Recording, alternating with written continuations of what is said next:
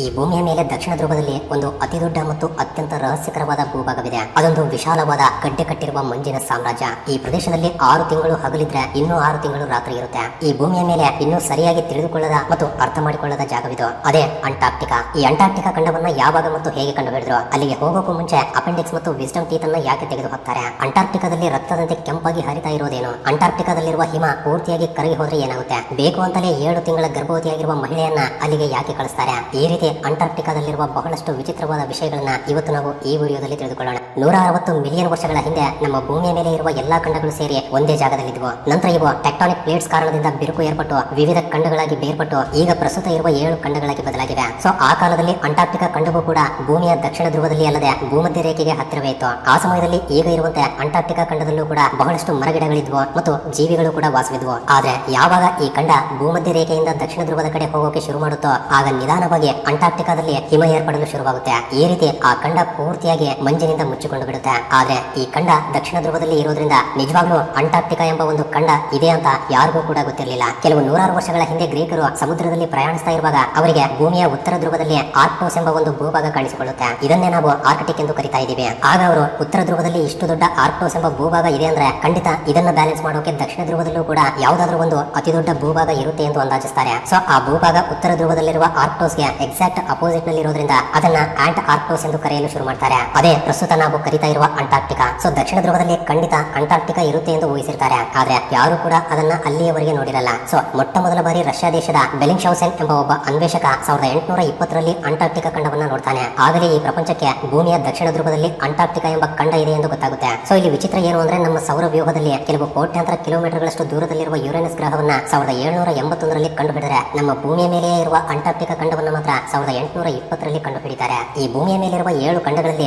5ನೇ ಅತಿ ದೊಡ್ಡ ಖಂಡವೇ ಈ ಅಂಟಾರ್ಕ್ಟಿಕಾ. ಸರಿಸುಮಾರು 1,42,00,000 ಕಿಲೋಮೀಟರ್ ವಿಸ್ತೀರ್ಣವನ್ನು ಹೊಂದಿರುವ ಮಂಜಿನ ಪ್ರದೇಶವಿದು. ಪ್ರಪಂಚದಲ್ಲಿರುವ ಫ್ರೆಶ್ ವಾಟರ್ ನಲ್ಲಿ 70% ಫ್ರೆಶ್ ವಾಟರ್ ಅಂಟಾರ್ಕ್ಟಿಕಾದಲ್ಲೇ ಹಿಮದ ರೂಪದಲ್ಲಿದೆ. ಅದೇ ರೀತಿ ಪ್ರಪಂಚದಲ್ಲಿರುವ ಟೋಟಲ್ ಹಿಮದಲ್ಲಿ 90% ಹಿಮ ಅಂಟಾರ್ಕ್ಟಿಕಾದಲ್ಲೇ ಇದೆ. ಅಷ್ಟೇ ಅಲ್ಲ, ಇಲ್ಲಿ ಮಂಜಿನ ಪರ್ವತಗಳು ಎಷ್ಟು ಎತ್ತರವಾಗಿರುತ್ತವೆ ಅಂದ್ರೆ ಸರಿಸುಮಾರು 4 ಕಿಲೋಮೀಟರ್ಗಳಷ್ಟು ಎತ್ತರವನ್ನು ಹೊಂದಿರುತ್ತವೆ. ಅಂದ್ರೆ ನಾರ್ಮಲ್ ಭೂಮಿಯಿಂದ 4 ಕಿಲೋಮೀಟರ್ ಎತ್ತರದವರೆಗೆ ಐಸ್ ಎಂಬುದು ಬೆಟ್ಟದ ರೂಪದಲ್ಲಿ ಫಾರ್ಮ್ ಆಗಿರುತ್ತೆ. ಆದ್ರೆ ಈ ಟೋಟಲ್ ಅಂಟಾರ್ಕ್ಟಿಕಾ ಖಂಡದಲ್ಲಿ 1% ಜಾಗದಲ್ಲಿ ಮಾತ್ರವೇ ಹಿಮ ಎಂಬುದು ಇರಲ್ಲ. ಪ್ರಪಂಚದ ಅತ್ಯಂತ ಒಣ ಪ್ರದೇಶಗಳ ಪಟ್ಟಿಯಲ್ಲಿ ಇದು ಕೂಡ ಒಂದು. ಯಾಕೆಂದ್ರೆ ಇಲ್ಲಿ ಕೆಲವು ಪ್ರಾಂತ್ಯಗಳಲ್ಲಿ ಕಳೆದ 20 ಲಕ್ಷ ವರ್ಷಗಳಿಂದ ಕನಿಷ್ಠ ಪಕ್ಷ ಒಂದು ಬಾರಿ ಕೂಡ ಹಿಮವಾಗ್ಲಿ ಅಥವಾ ಮಳೆಯಾಗ್ಲಿ ಬಿದ್ದಿಲ್ಲ. ಅಷ್ಟೊಂದು ಡ್ರೈ ಆಗಿರುತ್ತೆ ಈ ಪ್ರದೇಶ. ಅದೇ ರೀತಿ ಇಲ್ಲಿ ಬೀಸುವ ಗಾಳಿ ಗಂಟೆಗೆ 300 ಕಿಲೋಮೀಟರ್ ವೇಗದಿಂದ ಬೀಸುತ್ತವೆ. ಚಳಿಗಾಲದಲ್ಲಾದ್ರೆ ಅಂಟಾರ್ಕ್ಟಿಕಾ ಸುತ್ತಲೂ ಇರುವ ನೀರು ಕೂಡ ಗಡ್ಡೆ ಕಟ್ಟಿ ಅಂಟಾರ್ಕ್ಟಿಕಾ ಖಂಡದ ಸೈಜ್ ಆಲ್ಮೋಸ್ಟ್ ಡಬಲ್ ಆಗುತ್ತೆ. ಬೇಸಿಗೆ ಕಾಲದಲ್ಲಿ ಈ ಸೈಜ್ ಕಡಿಮೆ ಆಗುತ್ತೆ. ಸೊ ಋತುಗಳು ಚೇಂಜ್ ಆಗೋದ್ರಿಂದ ಅಂಟಾರ್ಕ್ಟಿಕಾ ಖಂಡವೂ ಕೂಡ ಚೇಂಜ್ ಆಗ್ತಾ ಇರುತ್ತೆ. ಇದನ್ನೇ ಡೈನಮಿಕ್ ಅಥವಾ ಆಕ್ಟಿವ್ ಕಾಂಟಿನೆಂಟ್ ಎಂದು ಕರೀತಾರೆ. ಈ ಭೂಮಿಯ ಮೇಲೆ ಅತ್ಯಂತ ಕಡಿಮೆ ಟೆಂಪರೇಚರ್ ರೆಕಾರ್ಡ್ ಆಗಿರೋದು ಕೂಡ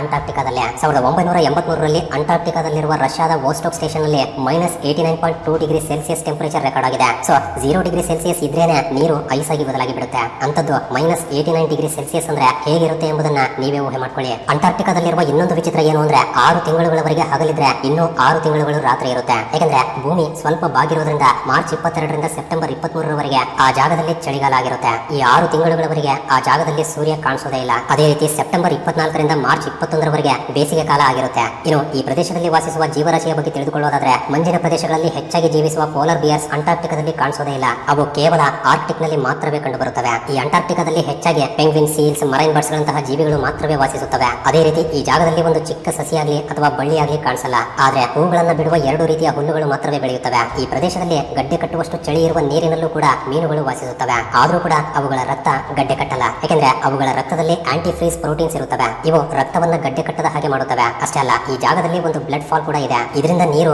ಯಾವಾಗಲೂ ರಕ್ತದಂತೆ ಕೆಂಪಾದ ಬಣ್ಣದಲ್ಲಿ ಹರಿತಾ ಇರುತ್ತೆ. ಬಹಳಷ್ಟು ವರ್ಷಗಳಿಂದ ಈ ನೀರು ಎಲ್ಲಿಂದ ಬರ್ತಾ ಇದೆ ಎಂದು ಅರ್ಥವಾಗ್ತಾನೆ ಇರಲಿಲ್ಲ. ಈ ರೀತಿ ಇದೊಂದು ಮಿಸ್ಟ್ರಿಯಾಗಿಯೇ ಉಳಿದು ಹೋಗುತ್ತೆ. ಆದ್ರೆ 2017ರಲ್ಲಿ ಶಾಸ್ತ್ರಜ್ಞರು ಈ ಮಂಜಿನ ಕೆಳಗಡೆ ಇರುವ ಒಂದು ಉಪ್ಪು ನೀರಿನ ಸರೋವರದ ತಳಭಾಗದಲ್ಲಿರುವ ಐರನ್ ಆ ನೀರಿನ ಜೊತೆ ಸೇರಿ ಹೊರಗಡೆ ಬರುವಾಗ ಅದು ಗಾಳಿಯಲ್ಲಿರುವ ಆಕ್ಸಿಜನ್ ಜೊತೆ ಆಕ್ಸಿಡೈಸ್ ಆಗೋದ್ರಿಂದ ಆ ನೀರಿಗೆ ಆ ಬಣ್ಣ ಬರ್ತಾ ಇದೆ ಎಂದು ವಿಜ್ಞಾನಿಗಳು ಕಂಡುಹಿಡಿತಾರೆ. ಕೇವಲ ಇದಷ್ಟೇ ಅಲ್ಲ, ಗಡ್ಡೆ ಕಟ್ಟಿಕೊಂಡಿರುವ ಅಂಟಾರ್ಕ್ಟಿಕಾ ಮಂಜಿನ ಕೆಳಗಡೆ ನೀರಿನಿಂದ ತುಂಬಿರುವ 300ಕ್ಕೂ ಅಧಿಕ ಸರೋವರಗಳಿವೆಯಂತೆ. ಅದೇ ರೀತಿ gold, silver, copper, magnesium, uranium, platinum, ಕ್ರೋಮಿಯಂಗಳಂತಹ ಅತ್ಯಂತ ಬೆಲೆ ಬಾಳುವ ಖನಿಜಗಳು ಕೂಡ ಅಂಟಾರ್ಕ್ಟಿಕಾದಲ್ಲಿವೆ. ಅದಕ್ಕಾಗಿಯೇ ಇವುಗಳ ಮುಖಾಂತರ ಲಾಭವನ್ನು ಪಡೆಯುವ ಸಲುವಾಗಿ ಅಂಟಾರ್ಕ್ಟಿಕಾ ಖಂಡವನ್ನು ಕಂಡುಕೊಂಡಾಗಿನಿಂದ Britain, France, Norway, Australia, New Zealand, Chile, ಅರ್ಜೆಂಟೀನಾಗಳಂತಹ ದೇಶಗಳೆಲ್ಲ ಅಂಟಾರ್ಕ್ಟಿಕಾ ಖಂಡ ನಮ್ಮ ದೇಶದ್ದೇ ಎಂದು ವಾದಗಳನ್ನ ಮಾಡ್ತಾ ಇವೆ. ಅರ್ಜೆಂಟೀನಾ ದೇಶವಾದ್ರೆ ಒಂದು ಹೆಜ್ಜೆಯನ್ನ ಮುಂದೆ ಹಾಕಿ ಸಿಲ್ವಿಯಾ ಮೊರೆಲ್ಲಾ ಡಿ ಪಲ್ಮಾ ಎಂಬ 7 ತಿಂಗಳು ಗರ್ಭವತಿಯಾಗಿರುವ ಮಹಿಳೆಯನ್ನ ಅಂಟಾರ್ಕ್ಟಿಕಾಗೆ ಕಳಿಸುತ್ತೆ. ಯಾಕೆಂದ್ರೆ ಯಾಕೆಂದ್ರೆ ಆ ಜಾಗದಲ್ಲಿ ಮಗು ಹುಟ್ಟಿದ್ರೆ ಅಂಟಾರ್ಟಿಕಾದಲ್ಲಿ ಹುಟ್ಟಿರುವ ಮೊಟ್ಟ ಮೊದಲ ವ್ಯಕ್ತಿ ತಮ್ಮ ದೇಶದವನೇ ಅಂತ ಹೇಳ್ಕೋಬಹುದು ಎಂಬುದು ಆ ದೇಶದ ಯೋಚನೆ. ಈ ರೀತಿ 1978 ಜನವರಿ 7ರಂದು ಎಮಿಲಿಯಾ ಪಾಲ್ಮಾ ಎಂಬ ಮಗು ಮೊಟ್ಟ ಮೊದಲ ಬಾರಿ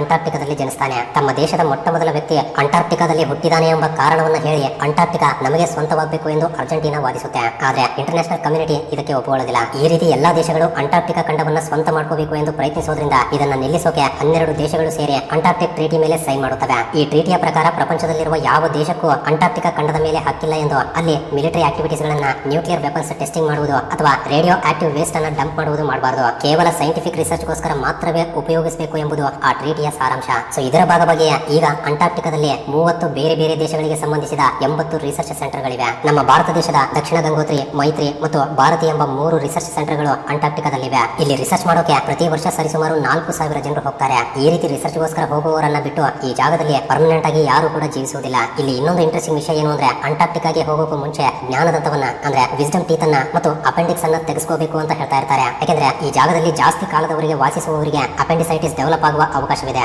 ಅದೇ ರೀತಿ ಜ್ಞಾನದಂತದ ನೋವು ಬರುವ ಅವಕಾಶವಿದೆ. ಸೊ ಯಾವ್ದಾದ್ರು ಪ್ರಾಬ್ಲಮ್ ಬಂದು ಹತ್ತಿರವಿರುವ ಆಸ್ಪತ್ರೆಗೆ ಹೋಗಬೇಕು ಅಂದ್ರೆ ಆಸ್ಟ್ರೇಲಿಯಾ ಅಥವಾ ನ್ಯೂಜಿಲೆಂಡ್ಗೆ ಹೋಗಬೇಕು. ಅವು ಕೂಡ 1000 ಕಿಲೋಮೀಟರ್ಗಳಷ್ಟು ದೂರದಲ್ಲಿವೆ. ಇಲ್ಲಿರುವ ಚಿಕ್ಕ ಹಾಸ್ಪಿಟಲ್ ಅಲ್ಲಿ ಜನರಲ್ ಡಾಕ್ಟರ್ ಮಾತ್ರವೇ ಇರ್ತಾರೆ. ಆದ್ರೆ ಅವರಿಗೆ ಸರ್ಜರಿಗಳನ್ನ ಮಾಡೋಕ್ಕಾಗಲ್ಲ. ಆದ್ರಿಂದ ಮೊದಲೇ ಅವುಗಳನ್ನ ತೆಗೆಸಿಕೊಳ್ತಾರೆ. ಅಂಟಾರ್ಟಿಕಾದಲ್ಲಿ ಜಾಸ್ತಿ ಕಾಲದವರೆಗೆ ಇದ್ದು ಎಕ್ಸ್ಪೆರಿಮೆಂಟ್ಸ್ ಗಳನ್ನ ಮಾಡುವವರು ಮಾತ್ರವೇ ಇವುಗಳನ್ನ ತೆಗೆಸಿಕೊಳ್ಬೇಕು. ಅದು ಬಿಟ್ಟು ಅಲ್ಲಿಗೆ ಹೋಗುವ ಪ್ರತಿಯೊಬ್ಬರು ಕೂಡ ಇವುಗಳನ್ನ ತೆಗೆಸಿಕೊಳ್ಳುವ ಅವಶ್ಯಕತೆ ಇಲ್ಲ. ಪ್ರತಿ ವರ್ಷ ಕೆಲವು ಸಾವಿರಾರು ಜನರು ಅಂಟಾರ್ಟಿಕಾಗೆ ಹೋಗ್ತಾ ಇರ್ತಾರೆ. ಅಂತಹ ಟೂರಿಸ್ಟ್ಗಳು ಇವುಗಳನ್ನ ತೆಗೆಸಿಕೊಳ್ಳುವ ಅವಶ್ಯಕತೆ ಇಲ್ಲ. 1961ರಲ್ಲಿ ಲಿಯೋನೆಡ್ ರೋಗಜೋ ಎಂಬ ಒಬ್ಬ ನಾರ್ಮಲ್ ಡಾಕ್ಟರ್ ಅಂಟಾರ್ಟಿಕಾದಲ್ಲಿದ್ದಾಗ ಆತನಿಗೆ ಅಪೆಂಡಿಕ್ಸ್ ಪೇನ್ ಬರುತ್ತೆ. ಇದರಿಂದ ಸ್ವತಃ ಆತನೇ ಅನಸ್ತೇಶಿಯಾವನ್ನು ತಗೊಂಡು 2 ಗಂಟೆಗಳವರೆಗೆ ಆಪರೇಷನ್ ಮಾಡಿಕೊಂಡು ಆ ಅಪೆಂಡಿಕ್ಸ್ ಅನ್ನು ತೊಲಗಿಸಿ ರಿಕವರಿ ಕೂಡ ಆಗ್ತಾನೆ. ಇಲ್ಲಿಗೆ ರಿಸರ್ಚ್ ಗೋಸ್ಕರ ಹೋಗಿರುವ ಪ್ರಜೆಗಳಿಗೋಸ್ಕರ school, hospital, hostel, post office, bar and restaurant, internet ಎಲ್ಲವೂ ಕೂಡ ಇರುತ್ತವೆ. ಇವುಗಳ ಜೊತೆಗೆ 7 ಚರ್ಚ್ಗಳು ಮತ್ತು ಒಂದು ATM ಕೂಡ ಇದೆ. ಅಂಟಾರ್ಟಿಕಾದಲ್ಲಿ ಎಲ್ಲಾ ದೇಶಗಳಿಗೆ ಇರುವ ಹಾಗೆ ಒಂದು ಪರ್ಟಿಕ್ಯುಲರ್ ಟೈಮ್ ಝೋನ್ ಎಂಬುದು ಇರಲ್ಲ. ಇರಬೇಕಾದ ಅವಶ್ಯಕತೆ ಕೂಡ ಇಲ್ಲ. ಯಾಕೆಂದ್ರೆ ಅಲ್ಲಿ ಯಾವುದೇ ರೀತಿಯ ಗವರ್ಮೆಂಟ್ ಇಲ್ಲ ಅಂಡ್ ಪರ್ಮನೆಂಟ್ ಆಗಿ ವಾಸಿಸುವ ಪ್ರಜೆಗಳು ಕೂಡ ಇಲ್ಲ. ಹಾಗಾದ್ರೆ ಅಲ್ಲಿ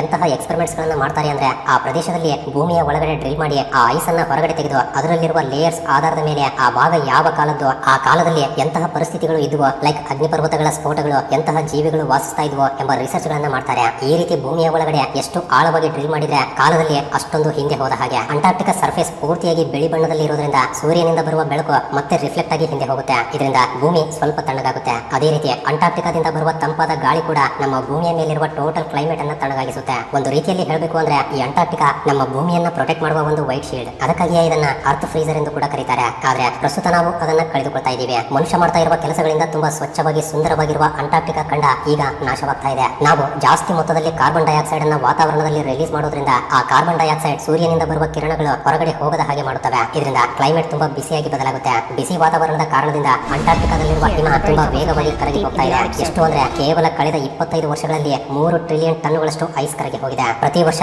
241 ಬಿಲಿಯನ್ ಟನ್ಗಳಷ್ಟು ಮಂಜು ಕರಗ್ತಾ ಇದೆ. ಅಂದ್ರೆ 24,000 ಕೋಟಿ ಟನ್ಗಳಷ್ಟು ಮಂಜು ಕೇವಲ ಒಂದೇ ವರ್ಷದಲ್ಲಿ ಕರಗಿ ಹೋಗ್ತಾ ಇದೆ. ಇನ್ನು ಕ್ಲಿಯರ್ ಆಗಿ ಅರ್ಥವಾಗಬೇಕು ಅಂದ್ರೆ ಪ್ರತಿ ಸೆಕೆಂಡ್ಗೆ 3 ಒಲಿಂಪಿಕ್ ಸೈಜ್ ಸ್ವಿಮ್ಮಿಂಗ್ ಪೂಲ್ಸ್ ಗಳಿಗೆ ಸಮಾನವಾದ ಮಂಜು ಕರಗಿ ಹೋಗ್ತಾ ಇದೆ. ಅದು ಕೂಡ ಜಸ್ಟ್ ಒಂದೇ ಒಂದು ಸೆಕೆಂಡ್ ನಲ್ಲಿ. ಇದರಿಂದ ನೀವೇ ಅರ್ಥ ಮಾಡ್ಕೊಳ್ಳಿ ಅಂಟಾರ್ಟಿಕಾ ಎಷ್ಟೊಂದು ಎಫೆಕ್ಟ್ ಆಗ್ತಾ ಇದೆ ಅಂತ. ಒಂದು ವೇಳೆ ಅಂಟಾರ್ಟಿಕಾದಲ್ಲಿರುವ ಹಿಮವೆಲ್ಲ ಕರಗಿ ಹೋದ್ರೆ ಸಮುದ್ರದಲ್ಲಿ ಈಗ ಇರುವ ನೀರಿನ ಲೆವೆಲ್ಸ್ 200 ಅಡಿಗಳಷ್ಟು ಎತ್ತರಕ್ಕೆ ಹೆಚ್ಚಾಗುತ್ತೆ. ಒಂದು ವೇಳೆ ಈ ರೀತಿ ನಡೆದ್ರೆ ಈ ಭೂಮಿಯ ಮೇಲಿರುವ ಬಹಳಷ್ಟು ದೇಶಗಳು, ನಗರಗಳು ಸಮುದ್ರದಲ್ಲಿ ಮುಳುಗಿ ಹೋಗಿ ಬಿಡುತ್ತವೆ. ಒಂದು ಸ್ಟಡಿ ಪ್ರಕಾರ 2100ರ ಹೊತ್ತಿಗೆ ಸೀ ಲೆವೆಲ್ 1 ಮೀಟರ್ನಷ್ಟು ಎತ್ತರ ಹೆಚ್ಚಾಗಬಹುದು ಎಂದು, 2500ರ ಹೊತ್ತಿಗೆ 15 ಮೀಟರ್ಗಳಷ್ಟು ಎತ್ತರಕ್ಕೆ ಹೆಚ್ಚಾಗುತ್ತೆ ಎಂದು ಆ ಸ್ಟಡಿಯಲ್ಲಿ ತಿಳಿದು ಬಂದಿದೆ. ಇದಕ್ಕೆ ಸಾಕ್ಷಿ ಏನು ಅಂದ್ರೆ 2000 ವರ್ಷದಲ್ಲಿ ಅಂಟಾರ್ಟಿಕಾದಿಂದ ಒಂದು ಮಂಜಿನ ತುಂಡು ಬೇರೆಯಾಗುತ್ತೆ. ಈ ಐಸ್ಬರ್ಗ್ ಅನ್ನ B-15 ಎಂದು ಕರೀತಾರೆ. ಇದು 295 ಕಿಲೋಮೀಟರ್ ಉದ್ದ ಮತ್ತು 37 ಕಿಲೋಮೀಟರ್ ಅಗಲವನ್ನು ಹೊಂದಿರುವ ಪ್ರಪಂಚದಲ್ಲೇ ಇಲ್ಲಿಯವರೆಗೆ ನಾವು ಕಂಡುಕೊಂಡಿರುವ ಅತಿ ದೊಡ್ಡ ಐಸ್ಬರ್ಗ್ ಇದು. ಅಂದ್ರೆ ಸರಿಸುಮಾರು ಜಮೈಕಾ ದೇಶಕ್ಕಿಂತ ದೊಡ್ಡದು. ನಂತರ ಇದು ನಿಧಾನವಾಗಿ ಅಟ್ಲಾಂಟಿಕ್ ಮಹಾಸಮುದ್ರದಲ್ಲಿ ಕರಗಿ ಹೋಗುತ್ತೆ. ಒಂದು ರೀತಿಯಲ್ಲಿ ಹೇಳಬೇಕು ಅಂದ್ರೆ ನಮ್ಮ ಭೂಮಿಯ ಭವಿಷ್ಯ ಅಂಟಾರ್ಟಿಕಾ ಖಂಡದ ಮೇಲೆ ಆಧಾರವಾಗಿದ್ರೆ ಆ ಅಂಟಾರ್ಟಿಕಾ ಖಂಡದ ಭವಿಷ್ಯ ಮಾತ್ರ